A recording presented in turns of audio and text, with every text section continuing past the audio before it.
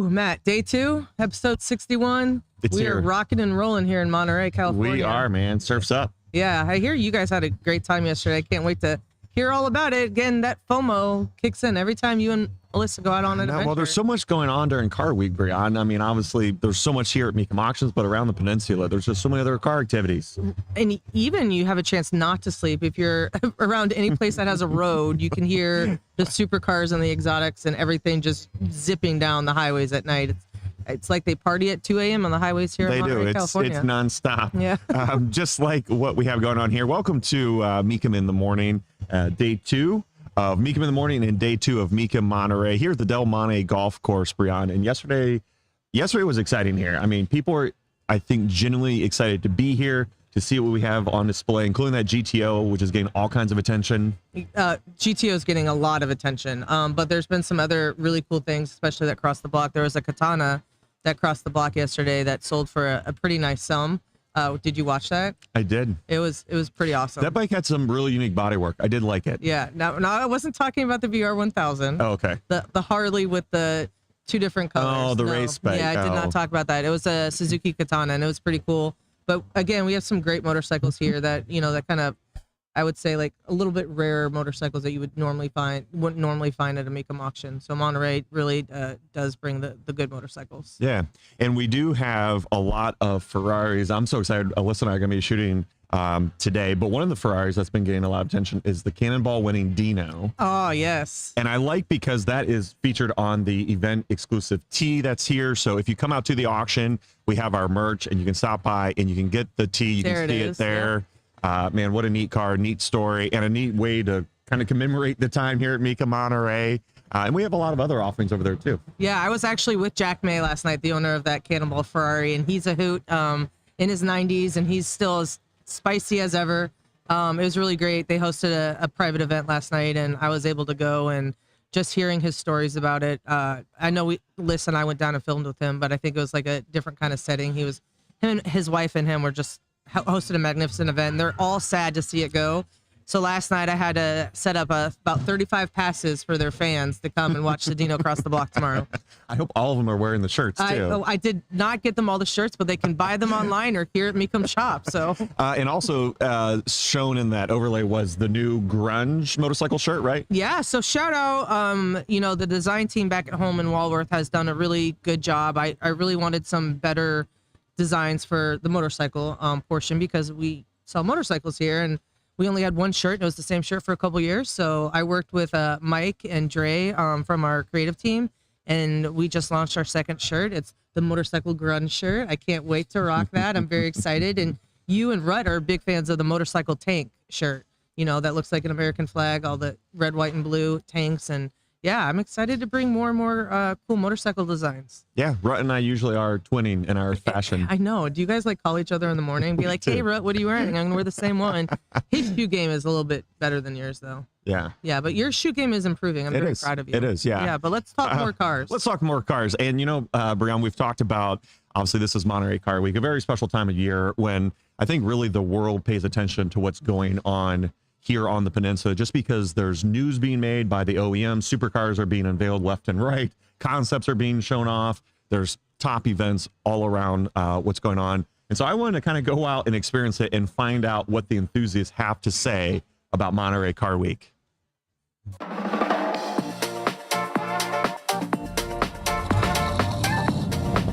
Today I'm on the move here in Monterey for Car Week. Let's go see what we can find. And thanks to Monterey Touring Vehicles, I've got the perfect ride. All eyes on you. When you go downtown, 1 foot on the ground, it's all over the news. I ended up in downtown Carmel at the Prancing Ponies event. Hey Jeff, thanks for the cool ride. Absolutely, my pleasure. It was perfect. But what does Monterey Car Week mean to you? Well, a lot of great cars, a lot of really cool cars, a lot of people. It's kind of like a homecoming for us too. We get to see friends and family that we see once a year and customers, and it's actually a lot of fun. We're happy to be a part of it and part of Prancing Ponies and all that good stuff. So Monterey Car Week is awesome. Can't wait till next year. I'm here with Greg, and Greg, we're with a very special Ferrari. What makes this one so unique? This one's a GTB Turbo. It's a 1989. It's the final model year. GTB turbos came out in 86, ended in 89, and about 95% of them were finished in red, Rosso Corsa. This is Blue Chiaro. It's the only one like it, especially with this combination of Blue Chiaro over Pelle leather interior. It's very unique, Greg, and I love the color. What a neat car. Thanks so much. Yeah, thanks for stopping, taking the time. Kelly, I love your little convertible, and I really love your display. How many years have you had the car, and what drew you towards it? I have had the Triumph for 4 years now, and I had one back in the 80s, and you know, Triumphs are known for breaking down, and so I wanted to have one again, and so 4 years ago, I decided that I could actually afford to fix it when it broke down. How many years have you been coming out to Monterey Car Week? This is my 3rd year in Monterey Car Week. And if you had to describe the week-long activities and festivities in one word, what would it be? Wow, in one word, just very charismatic. Lots of character here, and I just enjoy, you know, meeting people, talking to them. A car like this does so well in Carmel. You know, you can travel along the beach. It's fun. It's just a fun car. Very neat and neat display, Kelly. Thanks so much for sharing. Thank you. Appreciate it.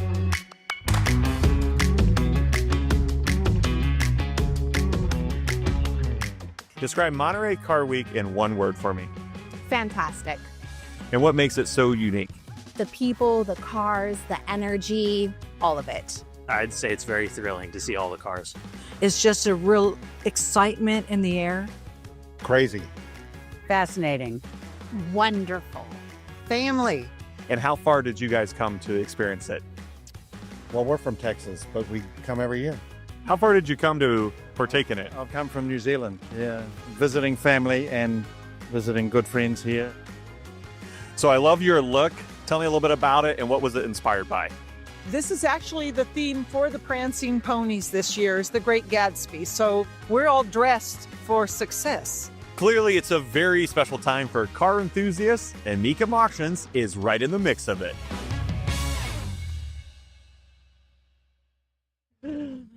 Cruising Monterey Car Week, coming in hot. Yeah. In a pink caddy. We had a lot of fun yesterday. And I will say, obviously, a lot of that was set up by Monterey Touring Vehicles, setting the stage, letting us grab the keys of that pink Cadillac. We got so many thumbs up, and obviously people were lining the road and taking pictures. That was a lot of fun. And then when we got to the event, it was really cool to kind of see the culture that's going on, to see the wardrobe that people were dressed up in. So. Yeah, Great Gatsby. I should have had you dress up at that. But, you know, Matt, I know you guys had fun at Car Week, but here at Mecum, we got some really cool cars here, whether they're going across the block or here on display. The Golden Sahara. That thing has run through us before. We actually sold it to the current owner at the Claremont Museums. But the entire museum is going up for auction in September. It's Chicago's only auto museum, but the Golden Sahara is definitely I would say the star car for that. The history on it is pretty amazing.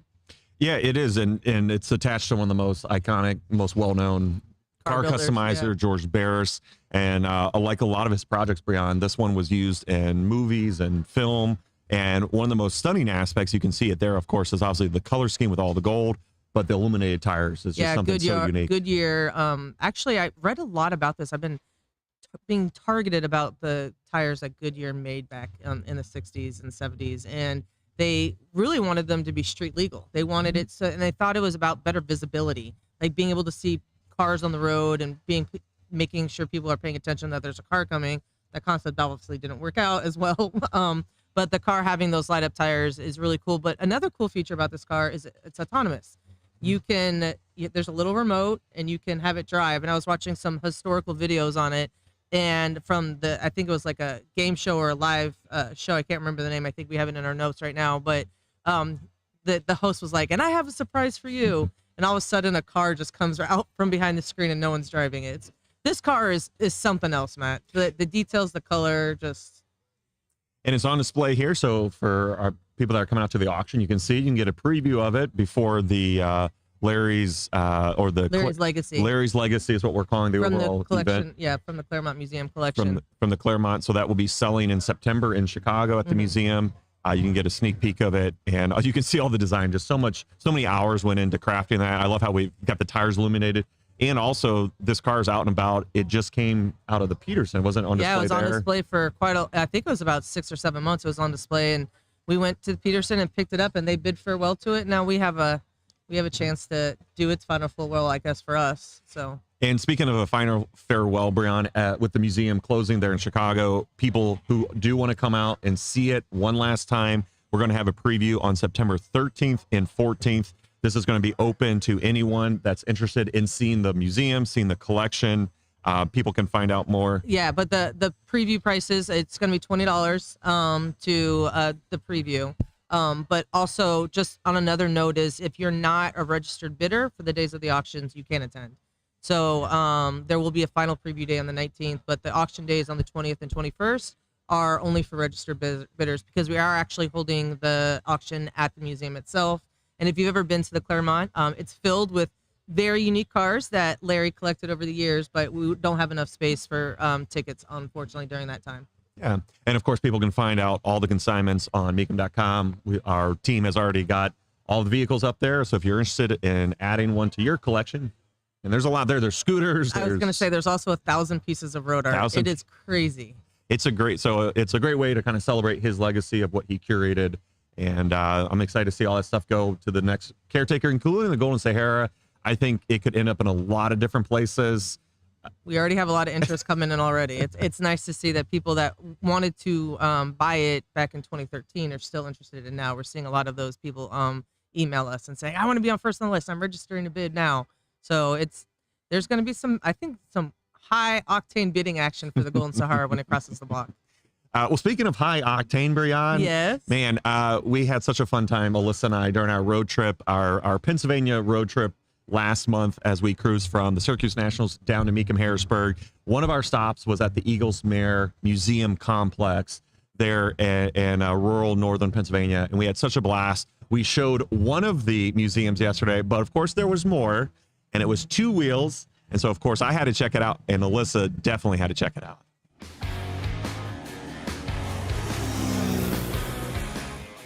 Here at Eagles Mere, they have some amazing vehicles on site, but that's not all that's here. Welcome to the motorcycle component of our museum. We have about 120 motorcycles on display here at the airport, with a few others that we rotate out. Our focus is superbikes of the 70s in this building. We also have a few other buildings that have motorcycles as well. We have motorcycles from all different makes and manufacturers: BMW, Norton, Laverta, Benelli.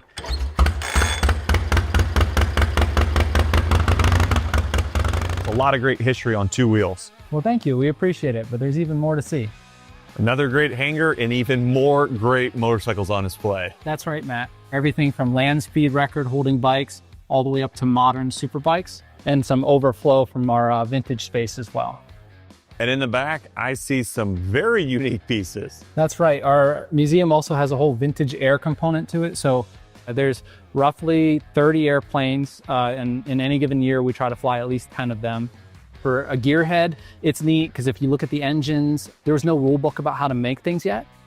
Pretty much all fabric airplanes are constructed of wooden beams with fabric stretched over top. And here we have the world's oldest airworthy Cessna. Awesome. The motorcycles, we try to keep them all running. There's roughly 240 of those. And the cars, we display 75, but they're part of a much larger collection that's probably in the vicinity of 500 cars that we rotate throughout the museums. It's roughly 100 acres. It was a mountaintop that was cleared off and built suitable to be an airstrip for the vintage planes. The other museums came later. Auto Museum's construction started in 2014, opened in 2015, so we're celebrating our 10th anniversary this year. You guys really do have a wonderful collection here with so much to see. Well, thank you so much. We really appreciate you coming today. I had such a fantastic time here at Eagles Mare Museum. If you're in Pennsylvania, it's worth a visit. Okay, interested minds, me. I want to know, how did you and Alyssa get Joel in the museum to fly planes and ride motorcycles for you guys? Well, I will say it was not hard at all. Joel and the team were so accommodating, and they were excited to show us. They're very proud of the fact that everything is working, functioning, Brian. They spent a lot of time making sure that all of those engines and motors and props and propellers Yeah. spin and run, and so it's very exciting to see them in action. And I know Joel was in his element. He's got lots of motorcycle experience. He's one of their primary techs that oversees all the two-wheel stuff. So I was geeking out, but of course Alyssa was geeking out even more. Geeking out so much, Matt. I heard, and I got video. You sent me videos because Alyssa got to ride a motorcycle. She did, and Yeah. I don't know a lot about it. I know it was loud and fast. A loud and fast motorcycle. Yeah, I could hear her like geeking out when she was like taking off on the bike, you know, with the helmet. And when she come back, she's like, "Oh my gosh, the bike was so fast!" And I made sure I was testing the brakes to make sure that it was good. And when she came back in that video, she was coming in hot. And I will say, Alyssa was not the only one on two wheels there. I got to use their runway to ride the bicycle that I had. Oh, that bicycle. We're never I know, gonna the bicycle. But that's actually going to show up. I'm really excited. It's going to show up in our brand new On the Move intro that we're going to be rolling out real soon. So if people wonder, yeah, that's the lengths we go to get that money shot of Matt riding a bicycle on a private runway. I'm just proud. I didn't know you knew how to ride a bicycle, Matt. Yeah, I know. Yeah. But as always, a huge thanks to Joel and the team there, Eagles Mare, for having us out, being so welcoming. And again, if you're in that area, or if you're not, make the trek. You can find out more at their website, the details about when they're open. And Yeah, that's a destination spot. Like you can make that as a destination spot, like you're road tripping along the East Coast or whatever. I mean, our Kayla, our social media and communications lady, sitting over by us right now when it was showing. She's like, I need to go to this museum. She's a big history buff, especially like planes and everything like that. So I think maybe Kayla and I will go on an adventure there and not invite Matt this time. How do you feel about that? That's fine. I'm sure Alyssa and I will be off on some other adventures, and we can see what's out there. But so much to see and do, Brian. Just there's so many neat things. Whatever you're into, if you're into motorcycles, planes, boats, cars, and I'm here to experience it all. Were there planes, and automobiles? There was no trains? I don't know if there was trains, but there was a lot of other stuff. But it got me thinking of where could I put some of that stuff in my garage? And so yesterday I had to poke around on Real Garage Life's app. We're so excited to have them be a sponsor and partner here with us at Mecum. And I'm kind of enjoying digging into their site to see what they have. Their site is really cool. They've got all kinds of lists specifically that you can check out. It's really easy to see them in spaces. I love that, how they have photos, not just of the product, but also of vehicles on it. Yeah. So I'm kind of excited. As I was going through there, I was like, man, there's some good collections in here with these lifts. I was like, we might need to find out who those are and go interview them. Oh, I did talk to them about that, as potentially interviewing and visiting some of their customers. I think that would be a great piece for the future. But I'm interested because my roommate Jocelyn doesn't like that I'm taking up all the space in the garage for the motorcycles. So I think I need to order 1 or 2 lifts to kind of organize the garage a little bit better. So real Garage Life, look for my order soon. And something that we're going to be showing in a later package is another feature of the app. They have this view in my garage where you can actually kind of use VR or AR in this case to like visualize it. It's really cool. We're going to show that. So that's coming up soon. And of course, if people want to find out more, they can head over to Real Garage Life. Lots for the garage and lots for the auto and motorcycle enthusiasts. Yeah, for the if you're attending Mecum Auctions, at most events we will have them. Monterey is a little bit smaller, so they didn't come out this time. But at every one of our other auctions, they've got a great display. They got a great team there to answer any of your questions. Yeah.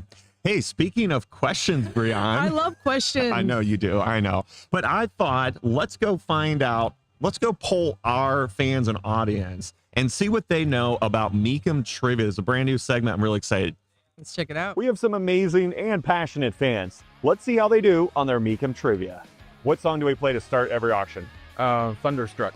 Thunderstruck. Thunderstruck. Of course, it's AC/DC Thunderstruck. Thunderstruck.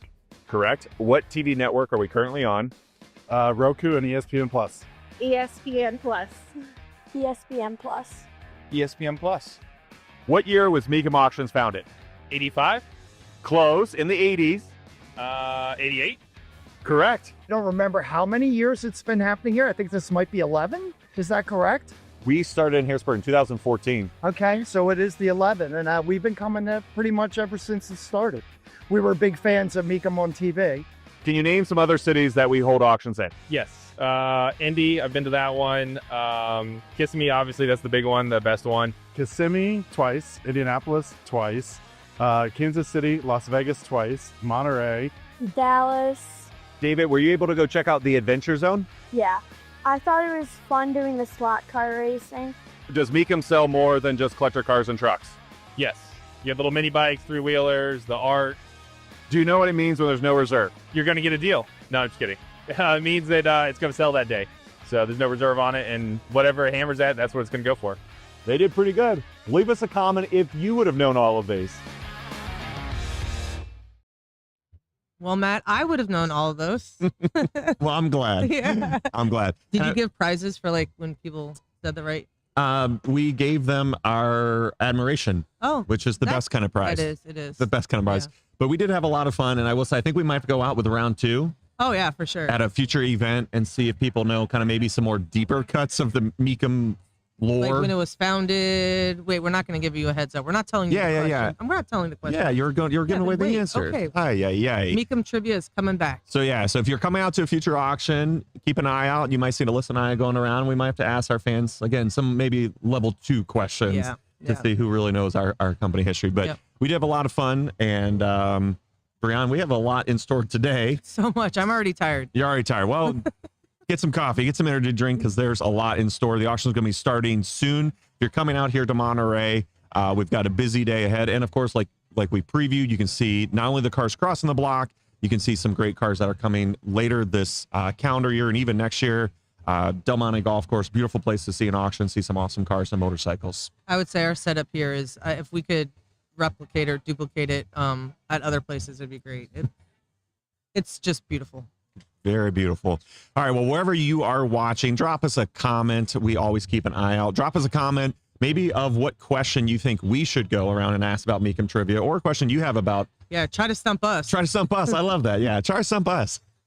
Oh, wow, that might open up Pandora's box. I know. We still have to do all your stunts. Like I think a couple episodes ago, we talked about some things that you need to be doing, and you like bike tricks, and stuff, and we haven't done those yet, so we got to follow up on that.